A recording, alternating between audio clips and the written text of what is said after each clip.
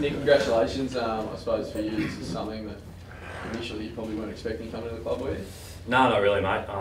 Yeah, it's very nice to be noticed this early in the piece by your teammates and getting the votes. Obviously doing the right things here and continue to do that, and it'll give me confidence doing it more and more. We've certainly heard your arrival from when Campbell Brown left. The voice really dropped at this footy club, and you seem to be bringing that back. Have you always played that way, or is it because you're amongst younger players now, you perhaps been more vocal, or is it just no? I've been pretty vocal. I was pretty vocal at Sydney at training and stuff like that. But I think the thing that I've improved on here is just saying what I want, like what I need to say to. Yeah. If I see something, I'll say it to some of the guys there, which is it's probably given me a lot more confidence. It's probably grown my leadership. Even in meetings, if I've got something to say, I'll throw it up.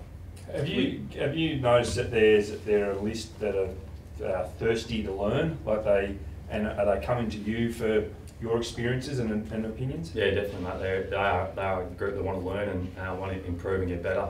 And especially young defenders have been coming to me and asking questions, which is good, and also some midfielders. So I've just been sharing my knowledge. What were some of the things you specify as to what you saw here that you could bring from the Swans that you learned at the Swans? I don't want to give too much away, but no, probably. No.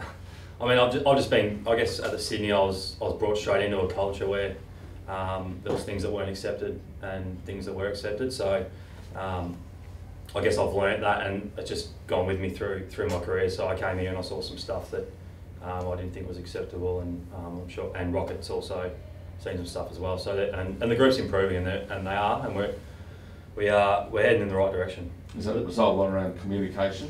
A little bit, yeah. They're a quiet group, obviously young, and there isn't too many older guys there, so it is a responsibility for the young guys to step up in that area and become vocal. And they're improving in that area. Still a bit quiet, but we're getting better. Was there much to fix up, Nick? You said there's a few areas that.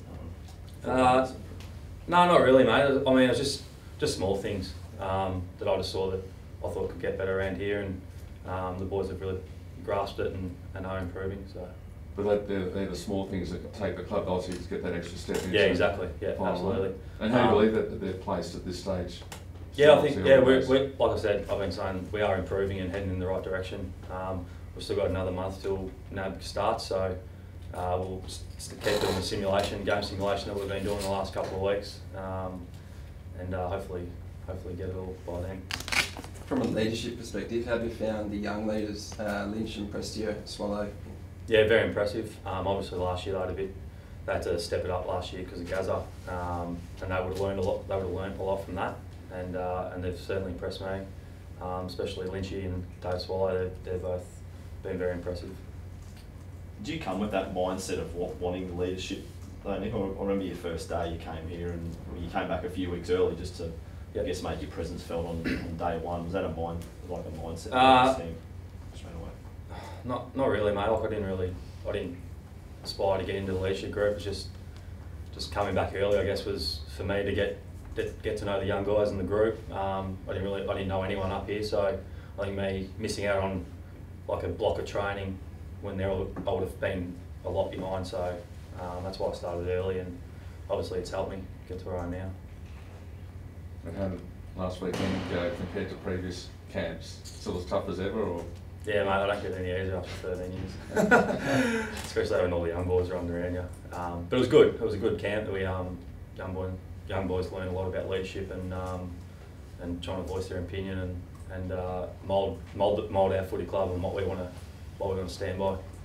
So even over the summer, have you noticed like when you're at the training track, there's a lot more noise out there, a lot more voice? Do you think? Yeah, definitely. From when I first arrived before Christmas, we were very, very quiet.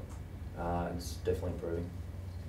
And Rocket, of course, new game plan, what you've been used to?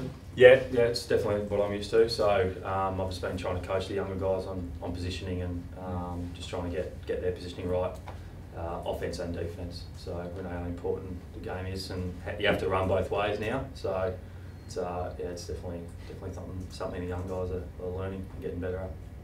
How good do you think the back line is, Nick? Yeah, we've got a good back line. We've got a lot of guys that can flick through half back and onto the wing as well. So I've got a couple of big boys in rehab at the moment, so hopefully they're right by NAB, Maisie and Rory Thompson. So fingers crossed they're right to go by NAB, or at least definitely round 1. So we get a bit of continuity back there and training all together. Nick, it's probably only natural when you play for a club like Sydney that you perhaps pay a bit more attention to the likes of Hawthorn and Fremantle and the sides you would expect to be playing late in the year. Not that you disrespect any opponents, but it's just natural. So is there some players here that you have been surprised about that you perhaps didn't realise how good they were, or what their strengths were? Has someone surprised you who you've arrived, and thought, well, this guy's a better footballer than I realised? Yeah, just I reckon a couple of midfielders, they're running, like they're spreading, pretty impressive. Alex Sexton, he's one that's impressed me. He's super fit, pretty hard at the ball, and he's got pretty good skills. So he's a guy that's really impressed me so far this pre-season. I've got one final one. With this Cricket World Cup, Yep. It just seems like the longest pre-season ever, and it's starting to feel like there's a cage. Guys are desperate to get out and play. Yep. How do you steer through it? Because it's another 4 weeks. It just seems to have gone on forever. Yeah, I think we've got the base now of pre-season, so we've sort of got the fitness and all that sort of stuff. So now we're doing more match sim to sort of get us ready for that. So, our game plan's new to what it was last year, so it's given us an opportunity actually to a couple more weeks just practicing that. So it couldn't have come at a better time, I guess. Yeah, pretty much. Yeah, it's coming at a good time, so it's good. Been good.